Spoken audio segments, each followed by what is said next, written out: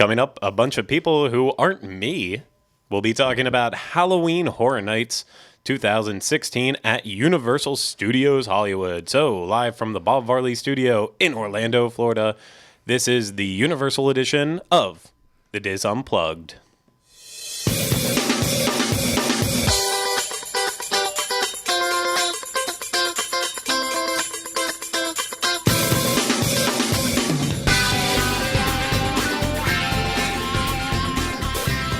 This is episode 103 of the Diz Unplugged Universal Edition.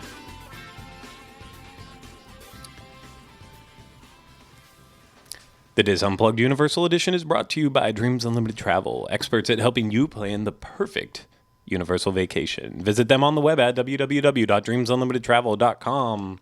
Hey everyone, welcome to this episode of the Diz Unplugged Universal Edition. I, of course, am your host. In a different seat than I normally am, I am Craig Williams, and today I am joined from afar by two people who are sitting at the table, and of course, those two people are Ryno Clavin. I'm waving to you at afar. Hello. Is that Craig over there? It's me. I feel like we need megaphones to talk to each other. Oh, and then there's Oliver Wait, Green. British television star Oliver Green. Oh, Because as we learned this morning, Oliver once starred on a British TV show. I would say he was Scene stealer. I very- wasn't even credited. I was not. He didn't even turn around to face the camera. I didn't. To say he was a featured extra would be a gross understatement. He was barely there, but yes. Well, welcome, guys. Welcome. Bienvenue. You were here. Hello. So, why am I sitting back here, and why are you two sitting up there? Yeah, you guys, Why? both of you. Why are you doing that? Well, Because I was sorry. It's a rhetorical question. it was rhetorical because I was going to answer it myself. Well, the whole reason why you guys are at the table and I am not is because you guys went out to the great city of Los Angeles, the Angel City, and you did Halloween Horror Nights at Universal Studios Hollywood. I was not lucky enough to be a part of that, so I need you guys both to be able to fully pay attention because you're going to do all the descripting today. Oh, I've got descriptions aplenty. Yeah, and I'm just going to sit back and I'm going to listen. I'm going to play some videos and help out and watch all that. I am very, very excited to hear all about it because I haven't already heard about it from you guys like a million times. That was a joke. I am. Hey, why don't you just throw that mic anywhere Sorry, you want to? it was stuck. Wow, that's loud. Anyways, that's what we're going to be talking about today. But before we get there, I have to throw it out as always. Do we have any housekeeping? Go. No. Not for me. There's nothing I can think of.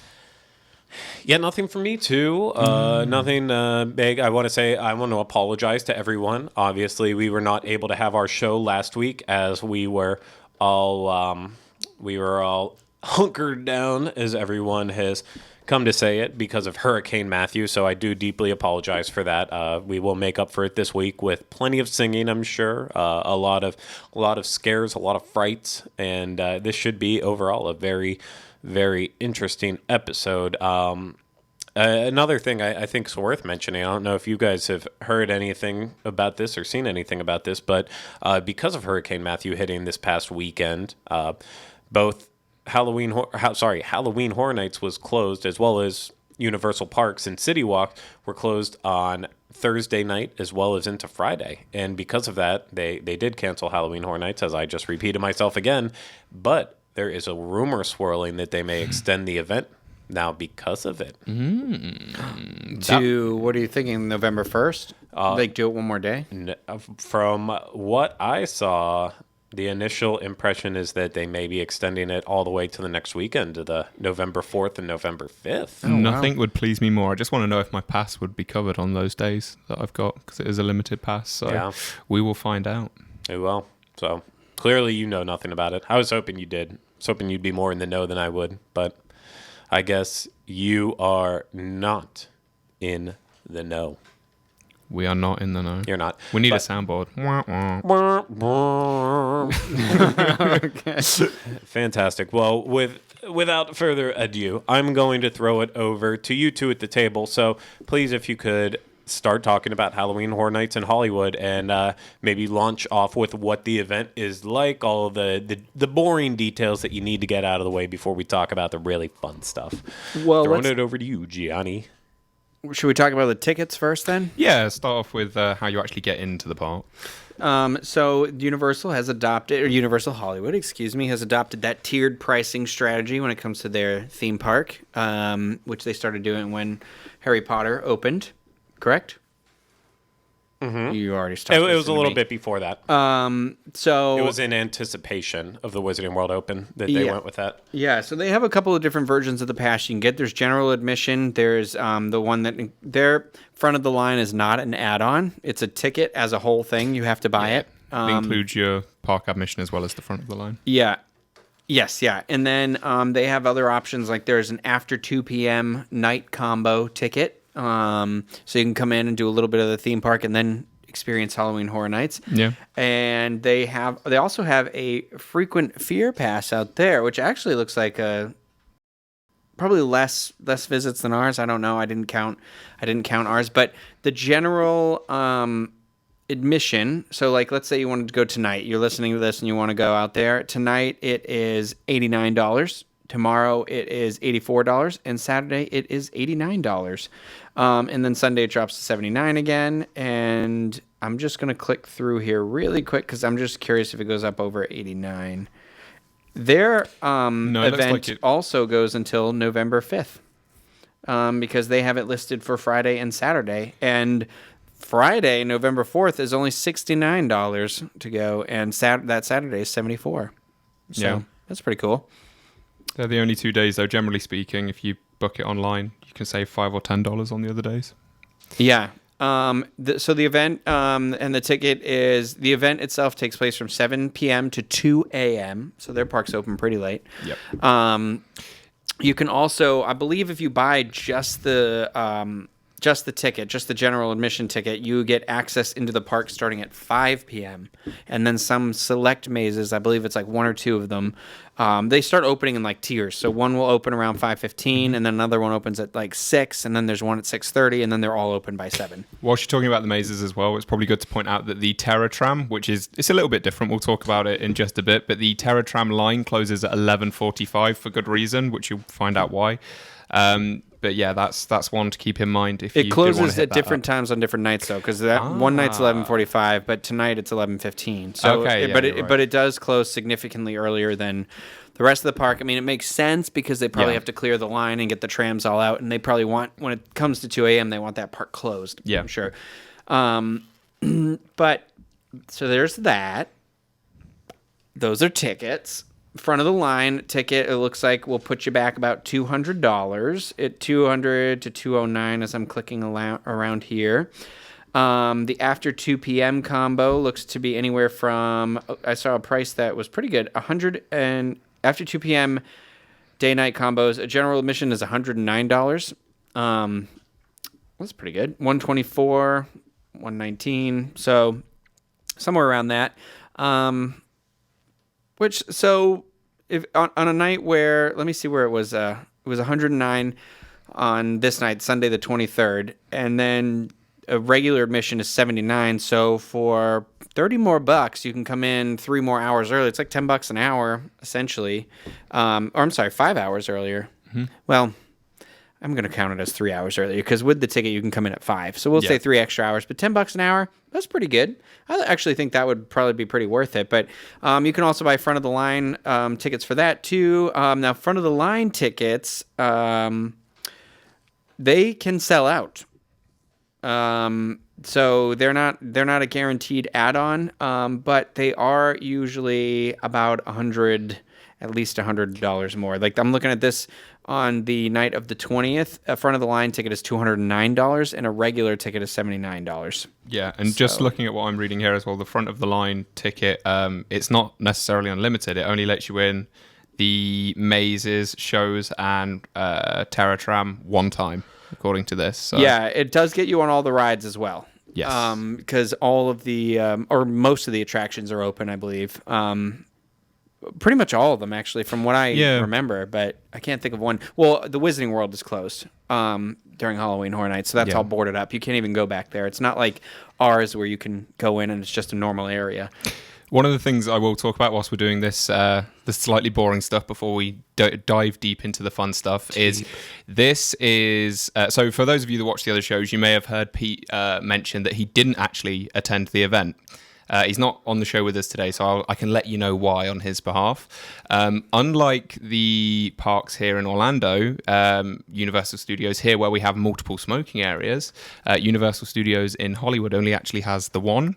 And during Halloween Horror Nights, that area is actually blocked off by, I think it's a maze or a house or a scare zone. Yeah, so you actually can't get to it. Now, that would be fine if you were able to leave the park and re-enter, but again, they do it slightly differently down there for multiple reasons. I believe it's because they keep it a dry party, so they don't want any alcohol there, and they don't want anyone leaving, going back to their car. Yeah, and it's California too, so the smoking is not just because it was blocked off. It's a non-smoking event, period, even if it wasn't. It just, Yeah, there's a lot to understand with Halloween Horror Nights at Hollywood and just Universal Studios Hollywood in general. It's a very different experience because of the whole layout and the setup of the park. But with their crowds that they generally attract at HHN, I would say it's on the preteen to teenager side of things, whereas I feel our event in Orlando is very heavily, I would say probably college age and then up, and you'll see that sprinklings of teenagers here and there, but it is predominantly older, and so because of that, they do have to take a lot of precautions and everything, how they handle the park during Halloween Horror Nights. So it's a dry event, as you said. You can't purchase alcohol. They don't want you leaving the park, going to get drunk, and then coming back in. That would also be a big problem. They don't want you smoking in there. And at least whenever I went, I'm not sure if it's still the case, but with ours, there was several sections where there would just be scantily clad women dancing around the park. And I know back then we were told by someone who was working there that that's part of the reason why they didn't serve alcohol there too, is they had this entertainment and they were very concerned about how drunk people would be ending up interacting with these characters. What else?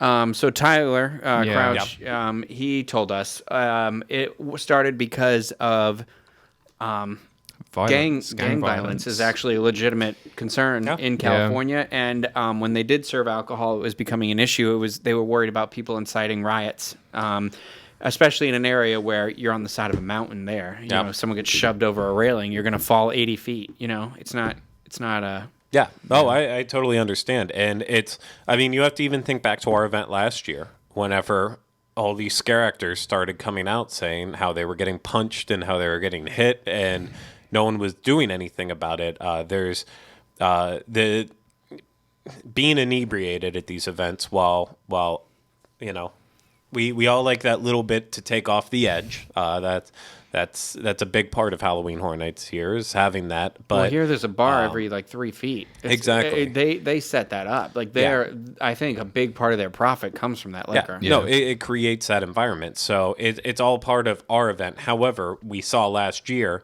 how that could get out of hand very quickly once you start having a bunch of drunk people that don't really obey the fight or flight. They just go for the fighting action on it, and that causes issues. So it is something to keep in mind.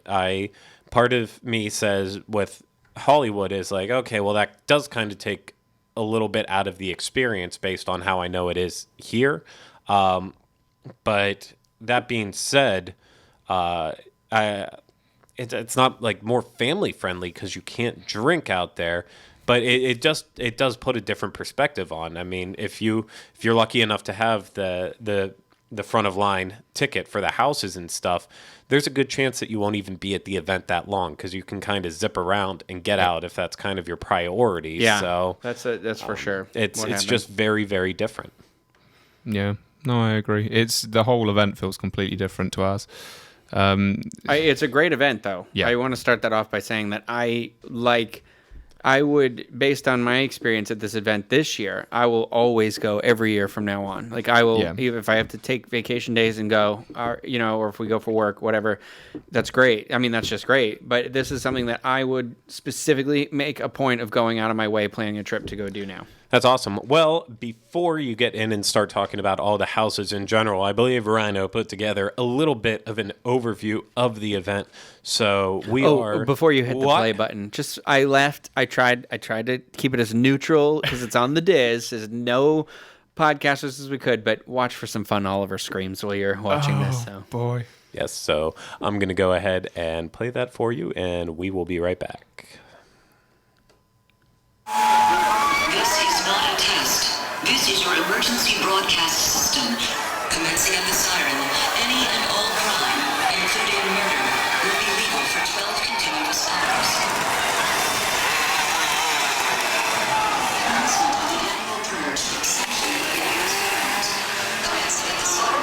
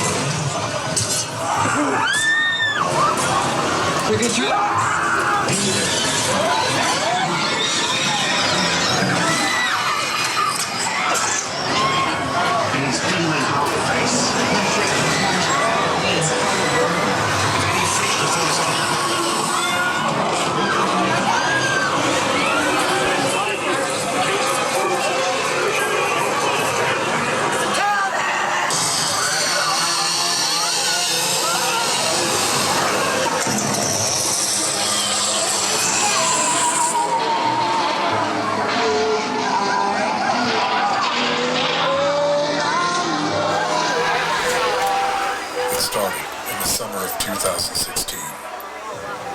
Universal Studios had just launched the Nighttime Studio Tour, the first time in the movie theme park's 50-year history that guests were allowed to experience the historic backlot after dark.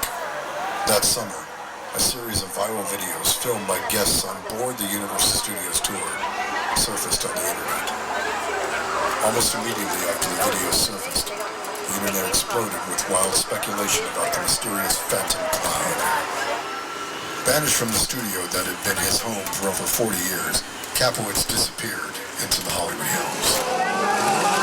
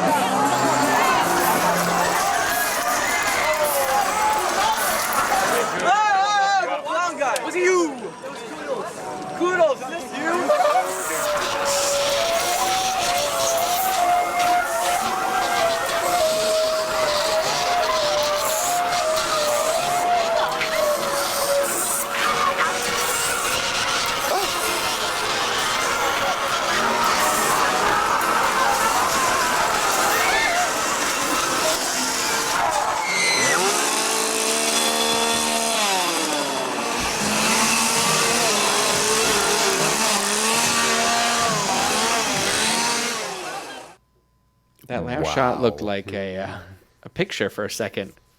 Was it a moving picture? It was a movie. It was one of them talkies. One of them talking pictures. Wow, so that looked fun. That event looked fun. So It was. Should you, sorry, not we. I won't put myself out there like that, but dare will you guys do me the honor of talking about the event now? What you did and what you saw, what you liked, what you didn't like, how you want to compare it to Orlando. Let's do it up. Well, Okay? the beginning of the event is very chaotic a little bit. If you can come in at 5 o'clock, I would definitely recommend doing that. Make sure you eat ahead of time, because in that transition of closing the park to opening the Yes. park, they close all the food and everything locations because they want everyone out. They do reopen once the event gets going.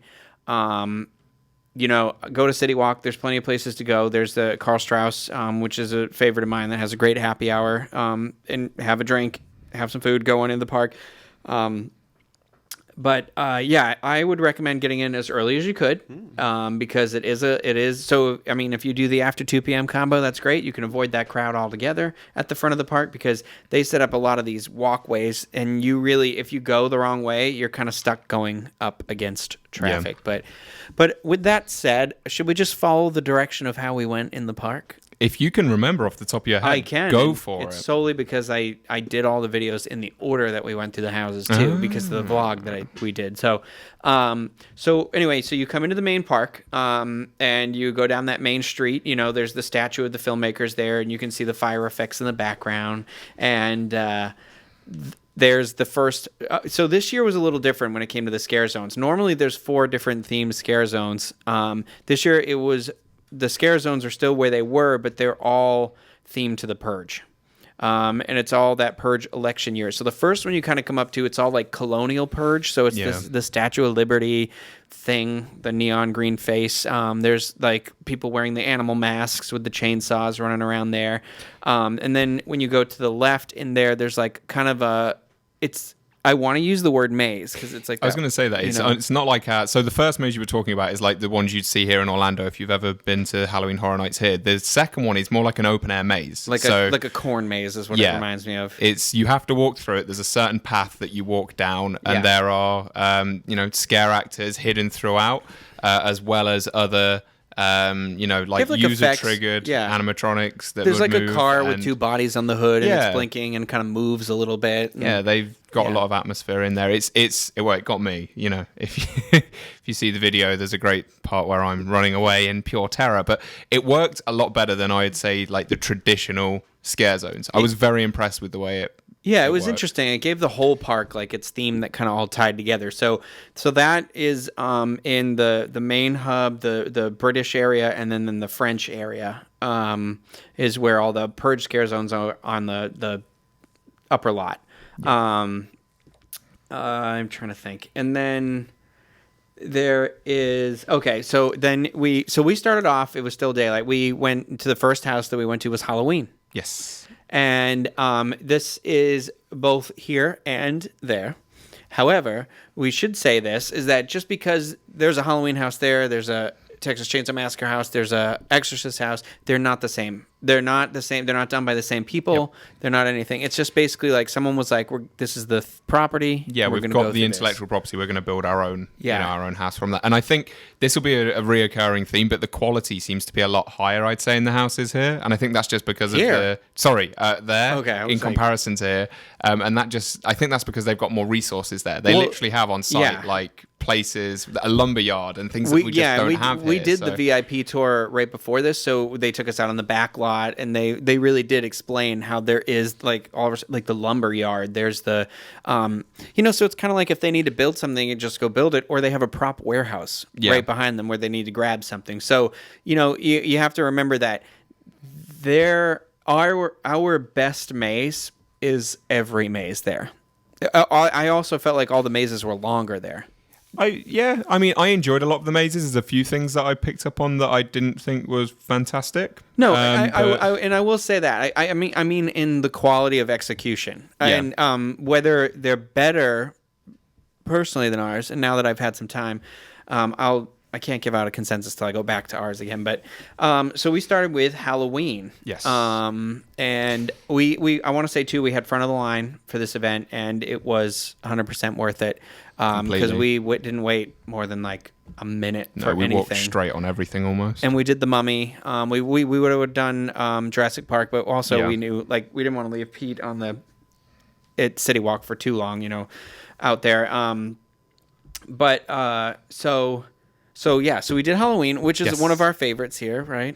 It is. Halloween House here is very scary. Yeah. I was very impressed with it. And I'd say the two houses have similarities in how the story kind of I would goes say this through, is the most similar, actually. Like they're very, very similar to each other. These two houses, Till although you it get is to different. the end of this one, because it kind of takes a curveball. So Yes. what I love is you go in the house, and I love any house that has the actual exterior of a house to go Yeah, in. and that's something again that you'll see a reoccurring theme. They just seem to have a lot more space on their backlot here, so you get to see the walk up to the houses here. Yeah. So And this one, you walk in through the living room, whereas ours, you start in the wardrobe, which I think is an amazing entrance into a house, is going through a closet. That's awesome.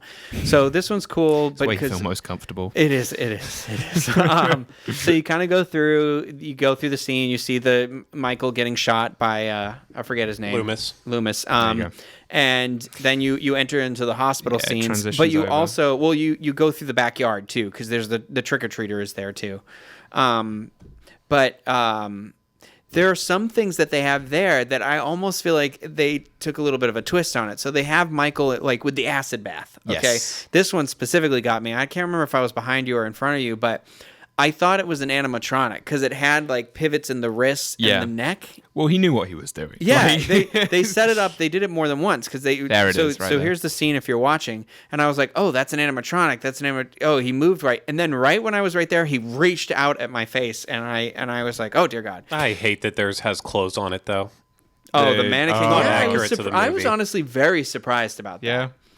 So Whilst you're talking about that scene there, Yeah. one of the more prominent things for me was, Oh, of course, yeah. the smell. Yeah. So that's an acid bath that you've seen just a few seconds ago if you're watching. But that smell of acid gets pumped in, and they do, in the houses here in Orlando, they're great. They do use a lot of smells, but nothing compared to what they were doing here. I don't know whether they've just got a better way of executing those smells, but that smell of but acid burnt the back of my nose. everywhere, It was crazy, and yeah. and every house had an extreme it immediately puts you in that.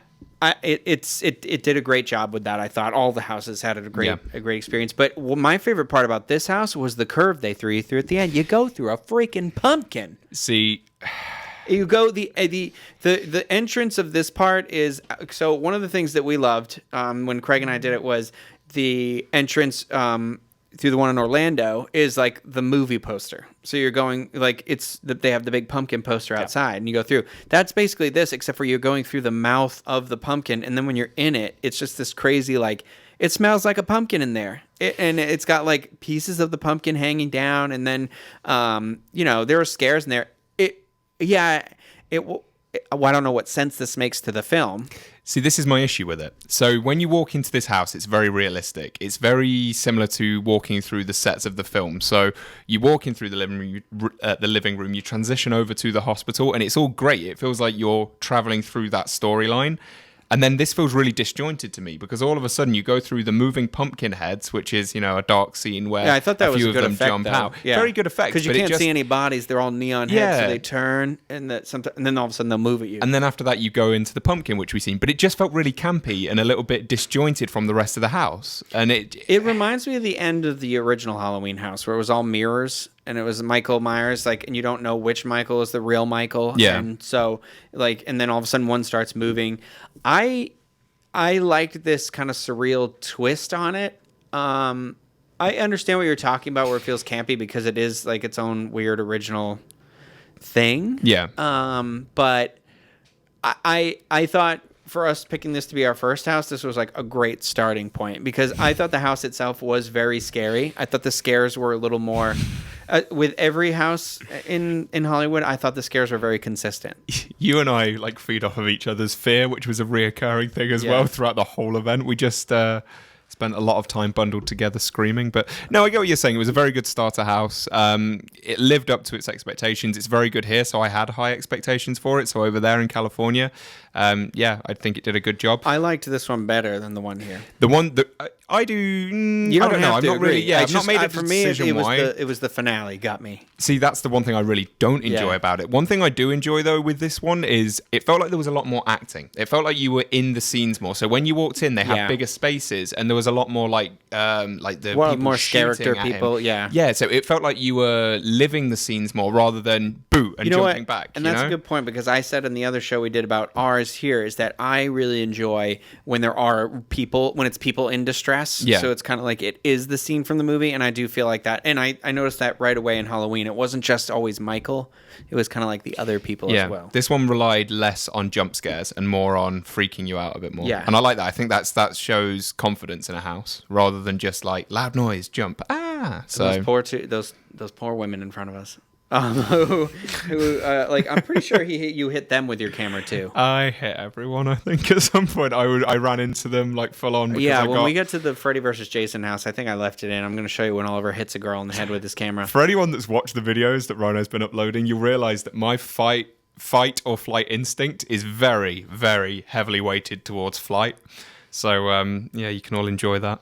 Yeah, there's a lot of running. So we went from here. That was on the lower lot. We started on the lower lot with Halloween. And then that was located right near Jurassic Park, down in that area. And then we walked over. You walk up toward Transformers and then hang a right. So a lot of these houses, this part of the park, is an area that's built on the back lot. And so it's a part of the park that you don't get to go to normally as a regular day guest. So it's really cool. So the next house we went into, I believe, was Exorcist. Yes, it was.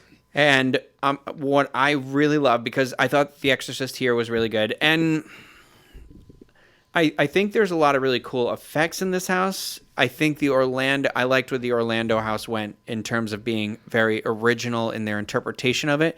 So anyway, the first thing I love though about the one here is the outside of the house, because you walk up to the house and it's the brick house, and they've got a standing doll animatronic. It's not an animatronic, but it's just a figure.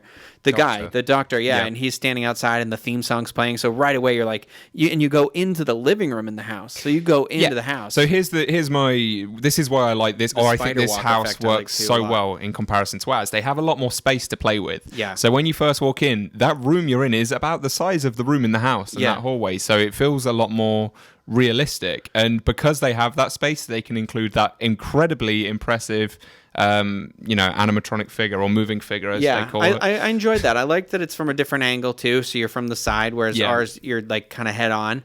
And I haven't seen ours in working condition yet, but so you start there, and then the only issue I have here with this house kind of is it's a lot of this. You're in dark hallways. Where you can't really see anything, and it's hard to see where you're going. Yeah. And then there's random Reagan's or the demon or whatever popping out at you. And, excuse me. And then you go into her bedroom. Yep. And so it's the various famous scenes in the bedroom. So here's one right here too. The priest throwing the holy water, who threw it right in my face, right there. And I thought this was cool. I mean, this is great. They've got the demons. I forget the demon's name. Craig, do you remember? I can't pronounce it right. It's like a Zuzu or something. Yeah, it's something Pazuzu. Pazuzu. Pazuzu. Yeah, something like that. So you go into the room, and then it's hallway, with like weird random stuff. Someone's going to pop out around the corner, and then you're back in the room again. So it's kind of like their house ended up being designed the way that our designers here specifically said they didn't want it to be, which is you keep going into the same room over and over and over again. This house smelled like mothballs and crap. Yeah. And again, that was so realistic, the smells in here. It wasn't just like, oh, look, they've tried to scent it like that. It was genuinely, I did love my this stomach animatronic is right turning. here. The head spinning around and her, like, that thing projectile things out of it. So, again, but we should note, too, so Oliver talked about smells and it being realistic. Ours has the smell of pea soup pumped into it. This one had the smell of vomit pumped into it. So it was, like, actually what it probably smelled like. So, although I did enjoy the space that they used in this house, it was a lot bigger. I thought that worked well. There was a few things that I didn't enjoy so much in comparison to ours. I felt like their version of the Exorcist house relied heavily on plastic mannequins. So in ours, there feels like there's a lot more real life Reagans rather than the moving mannequin Reagan, because I've reviewed all these videos and the amount of non-real life acting Reagans are in it is crazy. There's they rely heavily on they that. They do an interesting thing in Hollywood too with the actual characters, and you can see here. So this Reagan has the Reagan with the tongue hanging out of it. There's a lot of characters, and the priest too. Like they have the mask, the plastic mask over their face to make them look like the person. I thought that was interesting. Like I like it in the end. This guy was getting scared, so he had to turn his flashlight on. And I also noticed they don't have the wiener on the... I said wiener. You heard me. Pazuzu's wiener isn't there. I looked up a picture of that statue. Like, the snake comes out of the crotch like it's supposed to, but... And for all the people that are listening on audio only, now they know there's no Pazuzu wiener. It sounds like a dessert at BJ's, the Pazuki. But the Pazuzu... I'm going to show you a photo here, Oliver. So what do you think? You liked this one? Ours better or theirs better? I did like ours, and I'm going to sound like I'm contradicting myself because I praised the previous house, the Halloween house, so much more for having that open space and that's those scenes where you walk into them and enjoy that, like the acting, like where you can I can see, yes, where you enjoy the actual scene itself. Whereas in this one, like, they tried to do the same thing. I feel like you walked into Reagan's bedroom and Reagan, the real life Reagan, the live actress, was always on the bed moving. In ours, there is actually Reagans that will jump out at you. All the real life Reagans that rely on those jump scares here were in a window. So it's less scary. There's more of that separation. Whereas our Reagans, you see the full body and they come at you, and it's a lot more intimidating. I'm going to say a couple of the scenes that were really standout scenes. I think they did some cool effects. I like the bed shaking. I like the thing.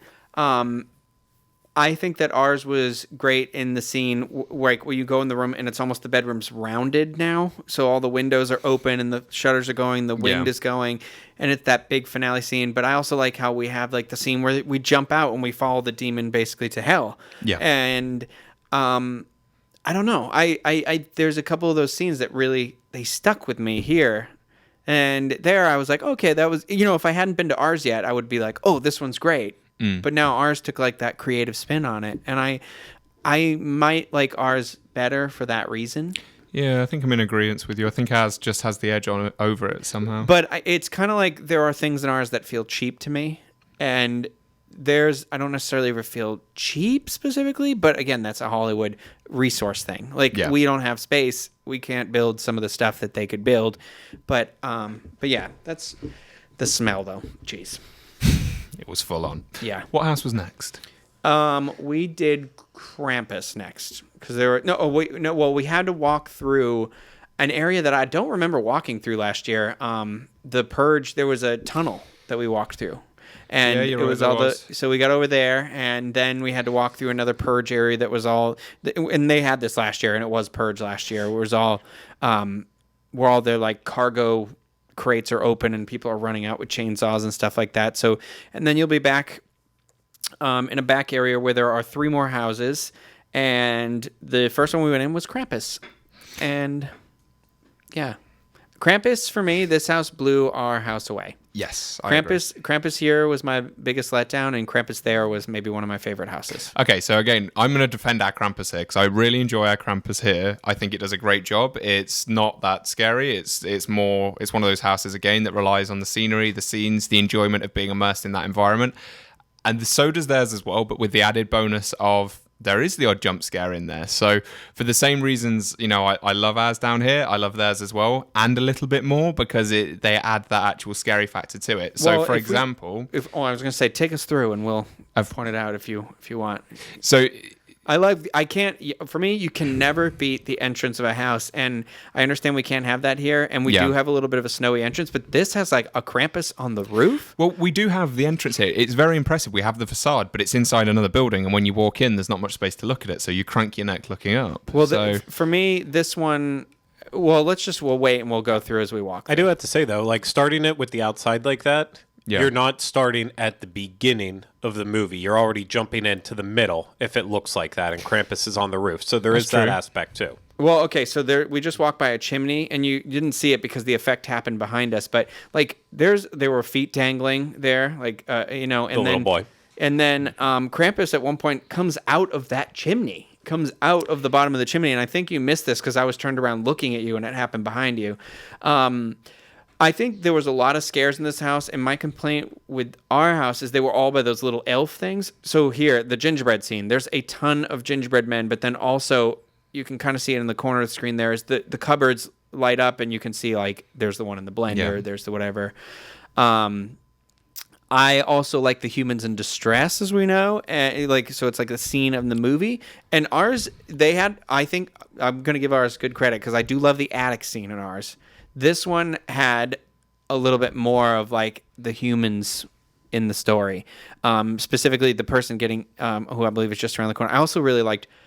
You made a comment about this. The use of height. Yeah. So that's something we just don't see in ours. This one, they do the scares from up above. So you're looking up and they're scaring you from, just over your head. And so I loved this scene. Like, that's a character, like that's a person, and they're just like. It's a person being eaten on the bed by one of the, it's like a large toy. I don't think it's one of the elves. It's the Jack in the Box. Oh, it's the Jack in the Box. Okay, yeah. Yeah, and I love right away. I loved that. But that's not the only scene that's going to involve a person. But, like Oliver said, too, this house in particular. So as you walk through, it's a house, and there's a lot of pictures on the walls. So like where that elf just popped out, that's that's a vent. It does a lot of those. It'll pull back right there. You can see a photo, and they pop out. And I thought that was a good use of those kind of pop-out scares. Yeah, and I don't know. I think they just approached this house differently to ours. I think ours was... That's where the Krampus would have come out down there. Yes. That's where it turned around. But From an outside experience, this house looks more like it's Krampus themed, but it's not taking you through the movies. It's just showcasing a couple of the scenes. Yeah,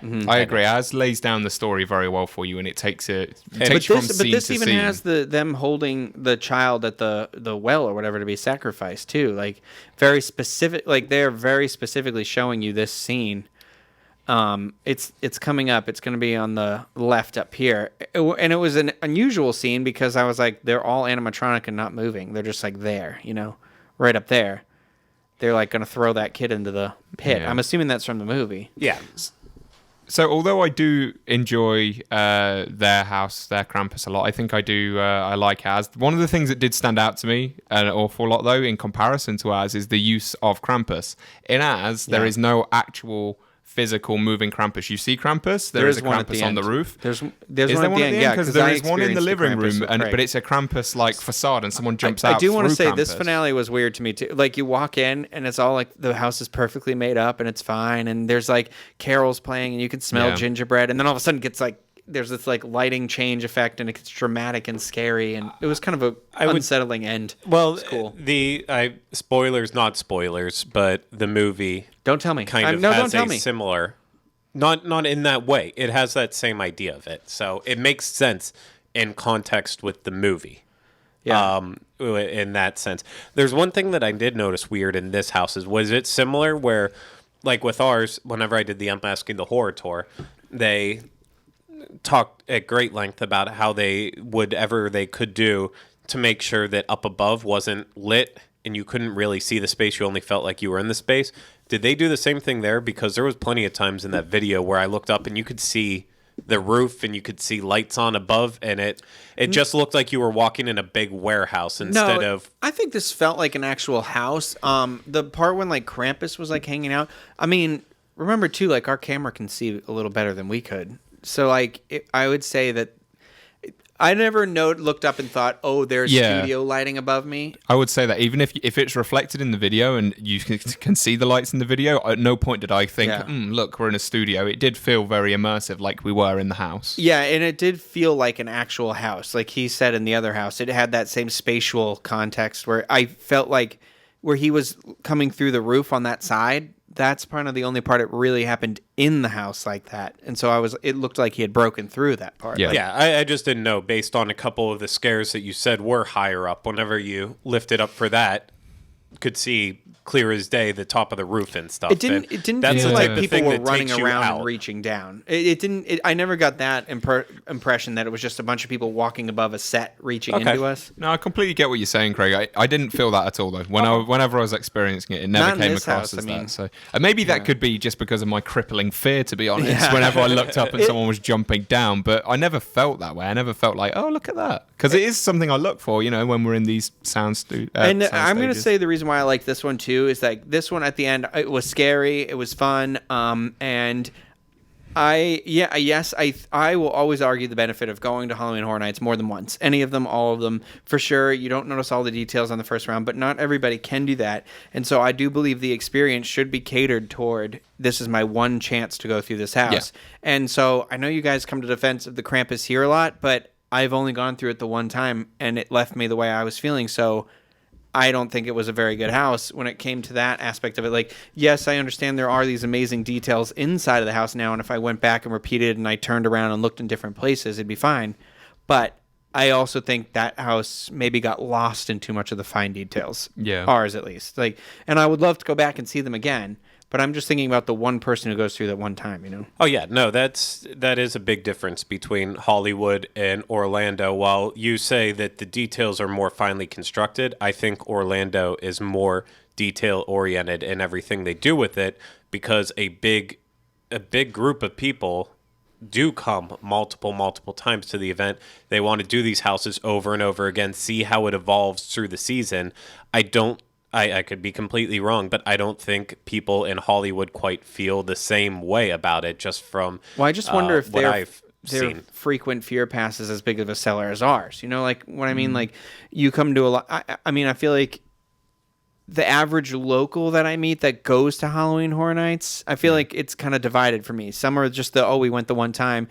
But then I feel like I meet just as many people that have a frequent fear pass. Yeah. And how often does the frequent fear pass in Orlando get you into the park?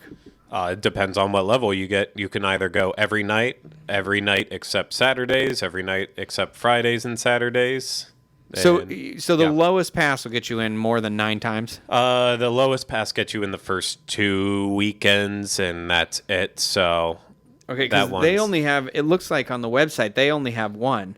And it's 9 times. Mm-hmm. So, you know what I mean? Like, clearly we have a demand for even different levels of passes. We do. And I think with that level of demand to be able to go over and over again, you have to offer a different experience. You can't necessarily just throw out all of your guns right away. You need to hide those little things in there for the repeat people who look for these details as they're going through, which it's just another example of how these two events are so drastically different. Yeah. Well, and it's great too, because it really means that the Universal Orlando caters very much to their annual pass holders, and that's a park.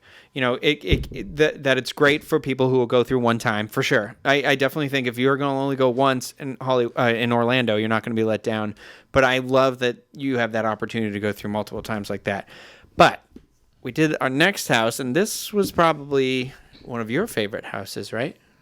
Was this one your favorite? This one was definitely one of my favorite things. It's Freddy versus Jason, right? Yeah, it was either Krampus or this one, I think, for me. This was 100% my favorite house, and I've never even seen. You never seen the movies? Movie? No. Well, aren't you just someone in a Christmas I know. sweater? I'm absolutely. I know, terrible person, but this by far exceeds any house we have in Orlando for scares. This is one of the scariest, if not the scariest, haunted house I've ever walked through in my entire life. It's like the amount non-stop. of jump scares. Oh yeah, you think it's finished And you're not even halfway there with the amount of people that are going to jump out and get you. So it's based on the film. So what I love right here, the exterior has that Craven Industries, which obviously Wes Craven created Nightmare on Elm Street. So you're going into, you start with Freddy. Yeah. Freddy's area. So you kind of go into where his the boiler room. Yeah, the boiler room from the workshop. film. It was a long time ago. I see. No, I watched the movie last year. It's a great movie. But Great lines. what? Remind me Great of some lines. of them. Yeah. Well, I already said you were someone like a Christmas sweater. Oh Someone yeah, wearing a yeah. Christmas Okay, sweater. I know what you're talking about. But so it is kind of set up almost in that same aspect of how the movie's being told as well. Because if you're familiar with the Freddy vs. Jason film, it starts with Freddy's story and he's telling his story, and it kind of flashes through some of the highlights of the Nightmare on Elm Street films. So that kid right there is Jason. It's always Jason in distress because Freddy's trying to get into Jason's mind.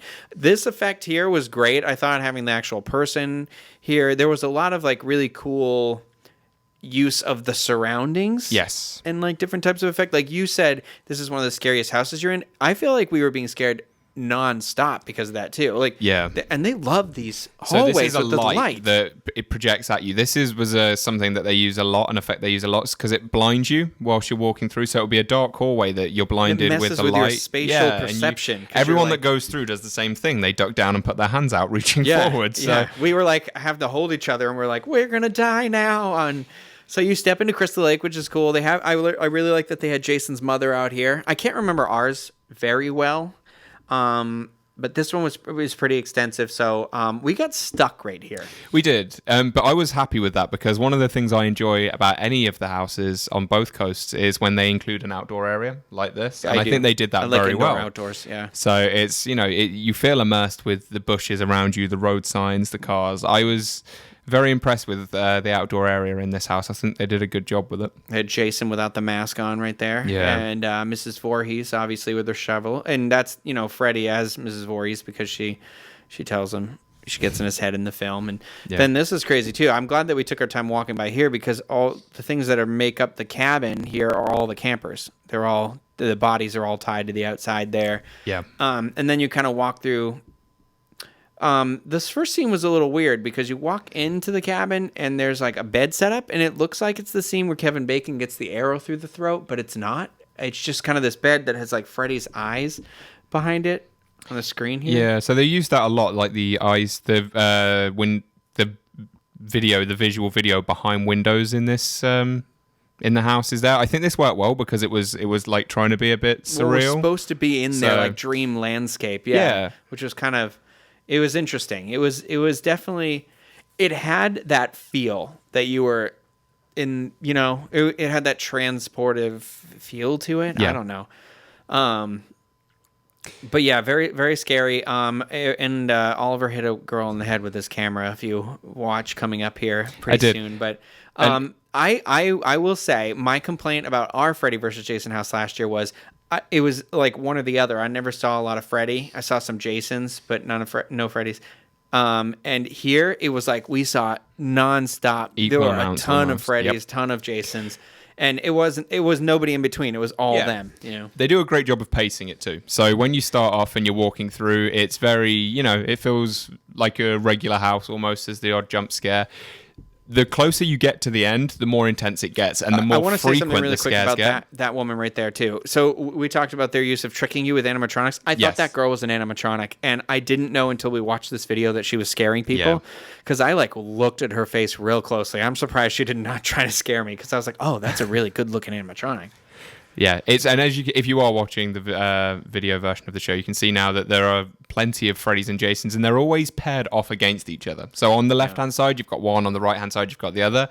And I think that was designed specifically to terrify me because I am that person that ducks scene where from he looks one to left the other. to right on the camera, and I'll show you. Well, so wait, hold on one second. Just because he's about to hit the girl in the head with the camera. So when they go through, there's a lot of bleeping in this video because of that. See, he shakes and scared. Right here, they're going to go through the curtain, and he's going to hit her in the head. Oh no, wait. I'm sorry, it's the next curtain. For those of you that are listening to the audio version, you can head over to the YouTube channel and watch the video just there. Yeah, ready? Here it is. Here it comes. Oh, there we go. Right in the back of her head. You can hear the thud when he hits her. But again, like like you just said, there's a Freddy, there's a Jason. We just saw Freddy, Jason. And then this is my favorite part, too, because Oliver looks to the left, he looks to the right, he looks to the left, he looks to the right. There's and then nowhere he to runs go. under, but then he's immediately confronted And then, by... there we go. He didn't see it. So in the video, he screams so loud. Yeah, it's very clever the way they did it. They designed the scare so well. So there was literally, you can't look left, you can't look right to escape it. Because I think people learn that to avoid the scare, just don't look at them because you know they can't touch you. So just don't look. They designed this in such a way where you're not going to go behind you. You can't look left. You can't look right. You've got to go forward, and there's someone waiting there to get you. So that's something that Hollywood does succeed better on. Yeah.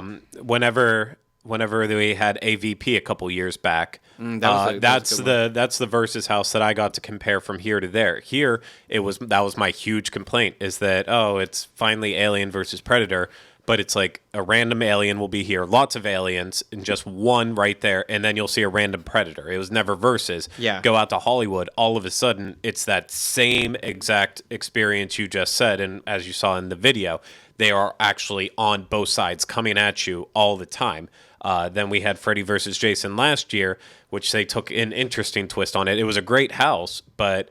They started off at Camp Crystal Lake and then moved into Nightmare on Elm Street and then combined them both at the end. So they were never really, except for those couple scenes at the end, they never really fought together. Yeah, it was like so the it was never iconic that time. Friday the 13th iconic Nightmare, and then they had that big screen that was like so it wasn't even really actors; it was the projected fight. And I think as they did it this year, I think that's the way to do these versus houses. Yeah. It's the one thing, if there will ever be versus houses coming up in the future for Universal Orlando, they need to start making it actually against each other instead of we'll just show these scares from the two separate, because this is the ideal way of actually doing it. Well, because there's that fear that you're caught in the middle. Yeah. Like, especially that end where you look left, look right, because you were in front of me, and I remember you even went, and I was like, oh, here's my chance. And I ran through because they were, like, following you. But they turned and looked back at me, and he reached at me, and I'm like, "Get away from me!" That is something I found with this one. Even though you know in the back of your mind, they can't touch you. They got really this one, close to me a lot. they sit on the border. One of and the the clowns boundary. had the knife right near my eye. It was terrifying. Yeah, they seem to sit a lot closer to that borderline that they know they're allowed to be on. So more so than you see over this side. So this was definitely a fun one. I definitely think it was a jam-packed house and lots of scares in it. And then we went to American Horror Story. We did, which is a favorite here, and it is also there as well. If I remember correctly, the wait time over there was incredibly high. It was something like 80 or 90 minutes. It was a lot. Which for that night was very high because all the other houses were just under an hour or so. This one is told in the same order too. It's the 3 tiers, same season order, with Murder House, and then with Freak Show, and then followed by Hotel. Just before we get into it, I want to point out for those of you that are watching and or listening, when we went into this house, they actually stopped Ryno and I in the line, so you didn't get that continuous train of people. So when we got sent through, there was no one in front of us, which just intensified it so much more. So this house is set up differently too, where I feel like it follows. Okay, also, so the girl on the stairs saying you're gonna die here. In Murder House. Watch me jump across the screen here in a second. Somebody jumped out at the side of me. Right here, you're going to see Oliver, if you're watching, shake really bad as soon as this person right here. So, so anyway, you in our house in Orlando, you start in the basement and move up through the house. This one, you kind of start the way the show starts. So you start at the outside and move through the house, and you start at the base level, and then you go into the bathroom. You see the Piggy Man, which we have as well. You'll eventually end. Do you go into the basement in this one? The Leatherman's here. I know that. In the hallways, the bedrooms. I don't think you go into the basement in the Murder House. I don't think you're in a basement until No, Hotel. you're just in the actual house itself. Yeah, so... I do feel like the house portion of this house, like the Murder right House there. portion, is much I longer. couldn't remember if that was at the end. Oh yeah, there we are. But I felt like it was much longer. So the house, as we said before, features 3 seasons. It's starting off with the first season in the house here in Orlando. Yeah. It seems to go very quickly through that first season, Murder House. Here it really extends it, and it doesn't feel rushed. Yeah. Which I like that they paid. They paid a good homage to it. I like the transition too from here to Freak Show, because you kind of it's like you've stepped out of the house into the backyard, and then the yard is kind of the transition into the Freak Show. I will say the disappointment here for me though is you don't go through the bus. I love in Orlando, you go through the bus. I thought that was great. I thought the Orlando portrayal of Freak Show was better because if you're watching the video here, it's kind of like they're not anybody specific really, and then A few of them are. and then the bearded guy with lady the two and faces the two-faced guy is, and again, these are and they different have characters the we don't see magician in too, ours. but we missed him because they were switching actors. Yeah. Lots of the clown, but the Freak Show portion of this is over and done with already almost. Like, this is it. It was literally the woods into the tent, and then you go into the hotel. Seriously? Yes, Yeah, it's very that's short. it. Compared to ours, theirs is very, very short. And ours, they I did thought it well. ours was great. Yeah, ours is very good. And they did do that as well. They did a good job, but it was just very short. I did like how often they featured Twisty the Clown. I will say that. You've seen a lot of Twisty. Pepper was also sitting down on the bench to our right, but I don't think we noticed. I saw it in the video later. But okay. see, we're already in the hotel. Those twisties are going from like fat to thin to fat to Yeah, thin. that- it's multiple I feel like actors. that was an issue with the Halloween people as well. But I liked their bedroom effect here was a little different than ours because it was like, I don't know. I remember it being just stationary when we walked through that first night, and that could have just been like everything wasn't in full swing. But the hotel I thought was pretty good. It's a lot of the hallways with the rooms jumping out. The final scene though of this house scared the Bejesus. yeah, because I walked through a curtain and there was somebody right to the left of the curtain. It was the Countess, and then she made me jump back, so I hit my head on the camera, and then I fell forward. And when I got up, regained myself, there was another Countess on the left, and then there was something dressed like the wallpaper that reached at me too. So I just ran out of the house screaming at the end of it. But Yeah, they did a great job with this, and especially because that last scene there, it's a big area, and I always find it's hard to do the jump scares in a bigger area, and they still managed to achieve it. you actually said that while we were going through the house too. It's one of the things you liked is there's a room like they had a good. Here's my head. I hit my head. I fell down. I got up, and then there's another one. She swipes at me with the knife, and then there's a thing on the left, dressed up there. And so I'm just like, they ended on a really high note with this house. I do think that our Orlando house did American Horror Story better solely because they did Freak Show so well. And then the hotel stuff, even though I haven't really watched all the hotel yet, the stuff I've saw, like the basement where she's got the creepy weird tubs, like the coffins. Well, they look like Tupperware containers. The thing that one thing that both coasts do very well is they actually get the in-house actors to look very similar to the on TV actors and actresses, which I appreciate that as a fan. One thing that I do like that they do here in Orlando that I noticed they don't do there is here in Orlando they take audio snippets from the show. So, for example, the lady that was only sheets, this house though, they do the it in other audio ones. clippets of Freddy vs. Jason are from the film. Yeah, they are. But in this one, the American Horror Story house over in Hollywood didn't use any of the actors' audio, and none of them mimed. Over here, they do that, and I enjoy that so much. The lady that cleans the sheets, they've got that whole line where she's like, "Oh, I'm going to need the ammonia," and the it really lady sells too. it. Yeah, when she's Same, there, yeah. and that's what I said to Craig as soon as we were done too. Is that. That impression I had of that house was like I just walked through scenes being recreated from the show. It even had the little Stanley, and now they have Ma Petite. I think our house excelled at, especially if this was. I don't know if this had anything to do with a last minute announcement, maybe, and that I don't know how ours could have come together so well. I liked. It's like what I said. This one felt like they were missing the characters from the show, whereas ours had them aplenty. Yes.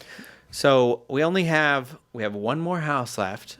Technically 2, because I want you to mention the other house. Okay, well, I know which one you're talking about. So they all call them all mazes because technically the Tram is a maze too, is what I've learned. It's not like a separate thing. Yeah.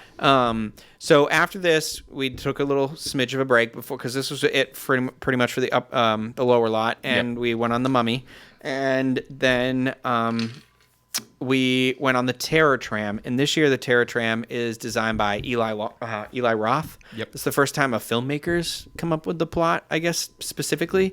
And so it's all themed around this like horrible Koodles the Clown, who was the unofficial mascot of the theme park when it opened, and he basically got shunned and disappeared into the Hollywood Hills. And now all of a sudden, starting when the studio started doing the nighttime tram tours this summer of 2016, people started noticing clowns pop popping up here and there. And so basically this is like murderous. Then people started disappearing. And so this is basically like they're taking you out. Yeah, this whole story is told to you on the tram itself as you travel to the part of the backlot where you're going to do this maze on the TVs above them. And I think that's very good. It's, it feels very, it creeps you out because it's very dark. You can't see where you're going and you're listening to this story. It does a good job of working you up before it gets you to the actual area itself. And when it does get you to the area where you actually get off of the tram, you have, what's his name again, the clown? Koodles. Mm-hmm. You have Koodles standing there with like the holding onto his balloons, which again, that was incredibly freaky. Yeah, they do. The thing I love most about this is not only is it you're walking through the sets of movies, like you have to walk through the area of the Grinch and you walk. I mean, the best opportunity about doing the Terror Tram is why it's a do not miss. Is you can go get your picture taken on the front porch of the Bates hotel, not the hotel, but the house. Norman Bates' house, and Norman will be out there. There's a character. He was very nice to me this year, very polite. I got polite Norman this year. Last year, Norman wanted to stab me with a knife. So did you not see the photo? He wants to stab us again. Look at that. Oh. Yeah, but I actually thought this noticed kind you of at that. distracted from the whole experience. So after you get off the tram, you do walk around the actual Well, this isn't the break. the motel. There's a break. It's like in two parts. There is, yeah, but you walk around the motel. That was done well because the motel area from Psycho Motel, is the yeah. Bates Motel is a very confined area. So it's similar to a house. You're walking in an area which is very tight, so they have a lot of people that can jump out at you and deliver that scare. That didn't carry on, I'd say, into the rest of the Terror Tram experience because after that area, it kind of just turns into like an extravagant scare zone. Okay. See, I can't believe, though, in that way, you just said that it detracted from the experience. You are the biggest Hitchcock fan in this room. Oh. You had the chance to stand on the Psycho house and get a picture with That's not what I'm Norman saying. Bates. I'm saying, okay, distracted so from it. no. Okay, I love Psycho. I love Hitchcock. It's amazing. He's brilliant. Master, whatever. The actual Terror Tram experience for someone that doesn't, necessarily enjoy Hitchcock and Psycho, and it's not brilliant. You get off the tram, you go into this area, which I appreciate the area, but let's imagine I didn't know what that area was, the actual Bates Motel part of the set. You need to go home then. Okay, I'm thinking from the other I should person's say point that's of view. off to the side, so you It kind is. of have to know that's what you're going to do. They don't make a You big can deal out walk of it. right There's a past queue. it. Yeah. The actual trail of the Terror Tram keeps going straight ahead. It's not like you go. Oh, and you then don't have to over. walk through. I thought that was you the didn't. path. No. Oh, okay. I said let's go over here and take our photo. It was there. You literally that have to changes leave the things path then. I to thought go you and had get to your do photo it. taken. You No. do kind of a shortcut to head to the War of the Worlds section. Which okay. what did they have in there? It was This- still the whole thing. It was more of the clown carnage. Okay. So you could see it in the overview. It's like the best part about this whole thing was the regular human actor they had, like the regular guy that was like injured, and he was like, help me, and then he kind of went off into the fog, and then the clown started stabbing him, and I was like, oh, I love that they had this regular. I like that idea because it's scary because you're like, oh, that's Yeah. one of us, and now they've been taken.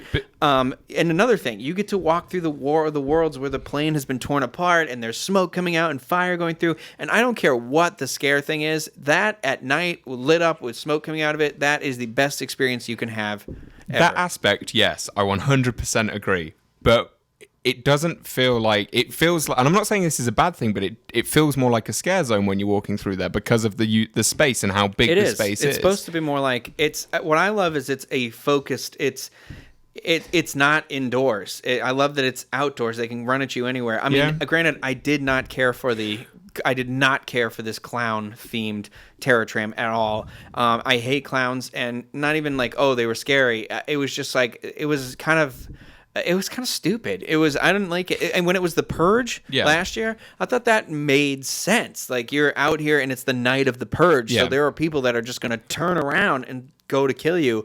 And it was more normalized, I guess. And I think it's been The Walking Dead before. It was The Walking Dead when I did it. That seems like that would have been a really cool one, because that would feel like I'm walking through The Walking Dead. I'm outdoors, and that's what they do. They walk outdoors and there's zombies. Clowns for me, So with like that in mind, and take away the fact that we're all, we all enjoy film and TV an awful lot, and we know what we're walking through. Take the average Joe that doesn't realize the sets he's walking on, and just say they're going for the Terror Tram experience, keeping in mind that it's just an extravagant, essentially it is just an extravagant scare zone. Would you say it is worth the in excess of an hour wait? Yeah, last year I actually thought it was the best thing I did. Really?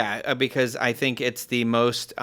I think it just fit the theme better last year, because last year when it was The Purge, it was this whole thing about you watch this video and it's from a newscaster, and then she turns on you because she's making you think she's a good guy, and then she's like, oh, I can't wait. And then it's supposed to be when the tram breaks down, that's when the purge begins, and she's like, I'm going to kill every last one of you. See, that sounds a lot and you're better like, than oh what my God, our they have tram this broke year. down. We've got to walk through this thing. And you walk by the hotel set, and it's like they're auctioning off people there that they've captured, and now you can buy, and then you walk up through the carnage area, and it's supposed to be like the purge has just caused that airplane to fall down. The airplane makes no sense, obviously, with the clowns, because it's the theme here is that the clowns have taken over the backlot, so it draws you out a little bit and saying like you are on Universal Studios backlot.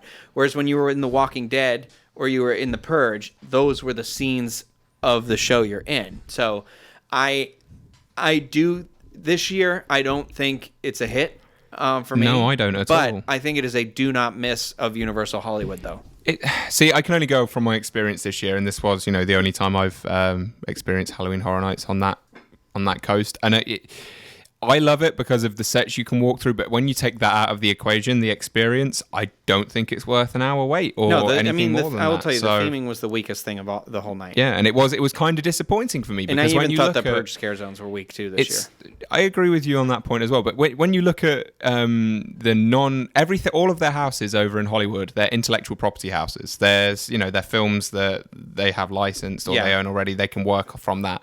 Here in Orlando, we do such an amazing job of creating these houses that are our own creations, and our scare zones that are our own creations. And this was their chance with that. This was their chance to kind of seize that and go, look, we're creating this terror tram that isn't themed after The Walking Dead. It's not themed after, a certain film. We've got a really good opportunity here. And it kind of just failed. And it kind of... Well, I blame Eli Roth for that for more than anything else. I think that's it. I think I hope they don't not go to other filmmakers, but I'm not an Eli Roth. I'm not a massive fan of his anyways. He was good in Inglourious, but B-word. I censored myself there, the movie's Craig. called Inglourious Bastards. If it's the title of a movie, you can say it. It's not like you're talking about me, calling me. Yeah, he's an Inglorious. So if I start to say Craig, you Inglorious B-word, that becomes inappropriate. Yes. So anyway, that was that. I'm gonna rewind several hours here really quick and say there is another The Walking Dead permanent attraction that is like a horror night house that is counted as being one of the houses, and I thought that was a little cheap of them to count that. However, I guess it does occupy some space that was once used for their mazes, and they are tight on space. I think they do beef it up a lot, but because we had just gone through it in the beginning of the day, we didn't go again, so it was a little light on scares for us. Yes. It was scary when we went through. I think it's an experience. It was scary. You didn't go through during the event? No. Oh, because they do change it. I was going to ask if they beefed it up, because our experience from when we went through without going on the going through during the day was it was poor. I wanted to go through it again. I wanted to go through tonight. I'm just going to say that being said, but we couldn't. We didn't have time. Well, during the day, they're so limited on actors. I felt like it relied on it was like the one moving guy things. Yeah, there's one person. And then the rest was the video screen. Yeah, and it wasn't. But I think that was because they were saving it for that night. So I think it's, if you're a Walking Dead fan, I definitely think it's worth doing, I do love how we're sitting here like, oh yeah, there was no scares involved at all. If you could see us, all there was a group of us just holding on to each other, walking through, going, ah, every time something happened. Yeah. So I don't know, I suppose in that sense it worked, but compared to the other houses, I like that there's a permanent house too, because I like that you can kind of go and get scared in July. I don't know. That's what I would love for them to do here with, I don't know, Krampus or something. Not just Krampus. Wink, wink, nudge, nudge. I'd love if Universal were to do that. That'd be amazing. Something a little less seasonally specific. But then it blends into Christmas. But I see what you're saying. So then I'm going to bring us back to where we were. We got off the Terror Tram and we did our last house of the evening, which was the Texas Chainsaw Massacre. I didn't realize it when we were going into it because it's written so small on the poster. But the Texas Chainsaw Massacre is actually the Texas Chainsaw Massacre Blood Brothers. So it is not even themed to be the same thing as ours. It is technically a hybrid of the first movie and the second movie. And so what's interesting about this one is the smell. You can smell it walking up to the house, the rotten meat smell. And then it blatantly just smells like human feces at one point, too. The two smells that they really do push are crap and yeah. So the whole theme here is that it's kind of the second movie where Top Chop, the brother of Leatherface, is back. And so they're basically raising carnage because it's not the second movie, because I think the second movie ends in that theme park, so it's kind of, that's why I say it's like in between. Blood Brothers is like some style, but I thought this entrance into the house was crazy scary because you go through this like Texas meat house and this person actor who flucked that gross stuff at us, and then he was like, kill him, and then you can see me in the video right there being scared. I was like, oh dear God, he's coming and I was like, play it cool. No, I think that first scene works really well because you've obviously got two scare actors there that are working with each other really, really well. One will distract you whilst the other one is then cued by him to come out and terrify the pants off of you. So they did good with the scenes in this house, though. You know, they've got like the bodies hanging down, like that's somebody's body being roasted right there. There was one room we walked through, I think I cut it out of this video, though, where it's all hanging bodies that you kind of have to push your way through. Yeah. They did a lot of these kind of effects here. There's a lot of, like, where ours would have mannequins or something, there was characters there. It does work the other way around, though, too, where I've noticed we have characters where they have mannequins or stand-ins or something like that. But I thought the attention to detail in this house was really good. Yep, I mean, you know, there's a lot going on in this house specifically. Like there's a lot of a story being told because you're going through like, it's not their house yet. I think you're in the restaurant or whatever it is, the meat house. And then you're going through like the woods or something. Cause now it's Leatherface and he's got his like tie, the tie and stuff on. And then you go through the graveyard and you're like in the graves, which was kind of interesting. There he is. So there he is with the bolo. Bolo. One thing again, and I know we've said this with some of the other houses, I feel like the scare actors here aren't afraid to get very close to you. Oh, so yeah. They'll go for this. They'll go for the jump, and they'll keep pushing forward to get as close to you as possible, just to really knock home Watch that terror. Watch for the thinnest Leatherface you'll ever see in this house as well, because it went from like fat, thin, and you're like, what happened here? Did you get sad? Yeah, I thought like this part was cool. I think this is when we're still underground. Like we're supposed to be going through the graveyard. And again, like they did a little bit of the height stuff right there. So we're supposed to be in the grave and he like kind of comes down at us. I thought that was cool and unexpected. And then this part's really weird too. We go into like the 60s, like some hippie's house. So it's got all the neon posters. My God, the smell in this room was like, I literally couldn't catch my breath. It was so bad. And there's the one weird decaying hippie running around over there. I don't really understand that part of the plot. So I've got a question because I've never actually seen the very first, the original Texas Chainsaw Massacre. I never watched any of the other I just read films about after that. So is this based on a film or is this its own entity? It's its own entity. It takes place between the first and the second film. Got you. So like this part's creepy, like him rubbing the mask, and then he comes and puts it on the camera, and but that's the thin Leatherface too. I was like, oh, they didn't have a beefy guy. Now I would have expected them to do the door closing thing right here in this scene, which ours has, and we talked about this in the Tomb of the Ancients house. When you have that slamming sound, it puts your nerves on the edge. Yes. And I would say that's like kind of the one thing for me that was missing out of this house. They didn't have Leatherface slamming the locker door, and I do also miss the that noise. What is that? Is it a flash bulb? Yes. Yeah. Oh, okay. I thought you were trying to reenact my air horn. You can kind of hear it in when you get into the dining room scene, but it's not like there, but they have the dining room scene here. Obviously the armadillo's on the table, and then Grandpa's over there and he's clocking they pick up the body for him to clock on the head, give Grandpa a swing. It's again, they did a really good job with like costumes and. Well, What are you gonna say? What are you gonna ask? I'm good. What? Well, like I understand the grandpa in the movie. He's, he does have. It's not his face, but like, why couldn't they just find a really ugly person to dress up as the hitchhiker? Because it's California, Oh, yeah, city of yeah. angels. They're all beautiful. Well, so this is where it ends in this chicken coop scene, and dear God, the smell at this point was just like, I'm gonna vomit. Yes. It's chicken feathers everywhere. Everything's decaying. The people everywhere. It was just like, ugh. This of all the houses made me the most like feel the grossest and uncomfortable in that twisted way.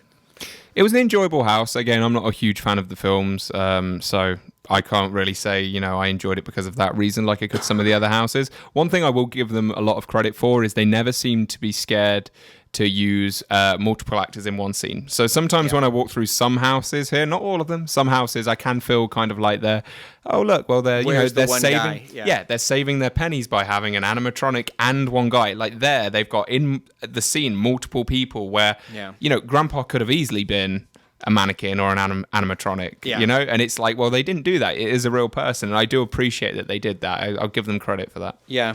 No, like I said, this is just that's it. There's not a lot of there's 6 or 7 houses. The Tram. Then they do the Jabberwockies were there, but we didn't get to see them. And I want to say have one other show. No, not this year. I don't think. I didn't go. Well, we didn't do it either way. So that's pretty much all we did. But we left the park just to give you an idea of what you can do when you get the front of the line park. Yeah. It was just the Jabberwockies show. So we did every house with the exception of The Walking Dead. We didn't do the Jabberwocky show.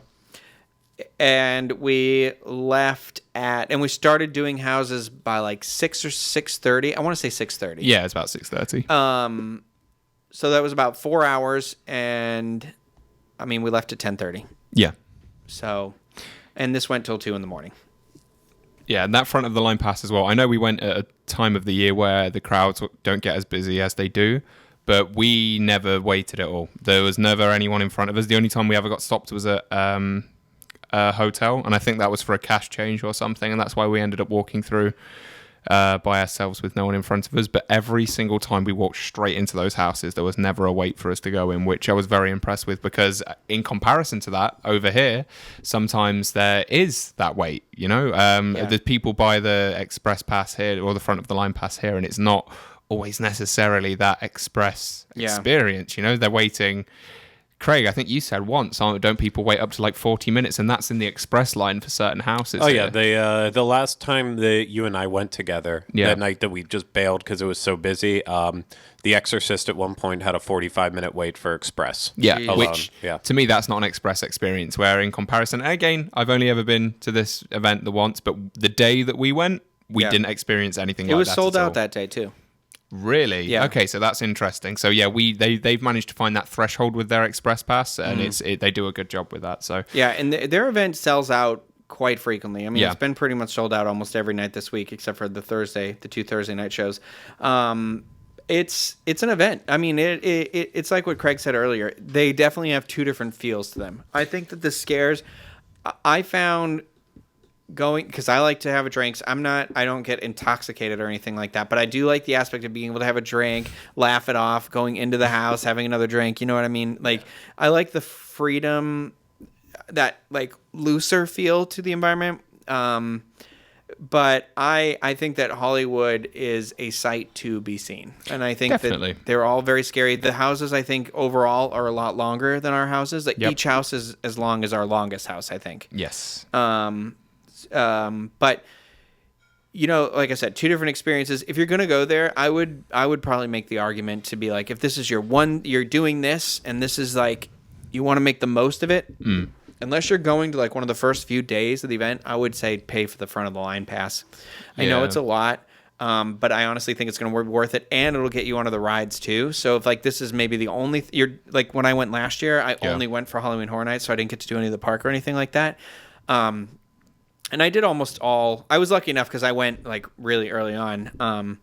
I got to do pretty much everything. I was there till like 2 a.m. though, and I missed like one one or two houses. So, I honestly, I am someone who likes to save a lot of money, but I think this is an area where spending the money's worth it. Definitely, especially if it's just that, once in a lifetime or once a year trip kind of thing. I can see how that extra money would be a good investment. Yeah, for sure. Yeah. Awesome. But did you like the event? I did. The show's running long, so I'm not going to go into it too much, but I do definitely want to throw it out there that I enjoy the fact that we have a themed event, as in Chance is the person that is like the master of ceremonies. Yeah, I like that icon that runs it, and they don't have one at all, so I did think that was lacking. But I don't care because I don't like Chance, so I will see what next year brings for us and make that comparison. She's going to get you. Yeah, she's stupid. I don't like clowns. Wow. Well, all you clowns out there, please write to him at ryno.clavin.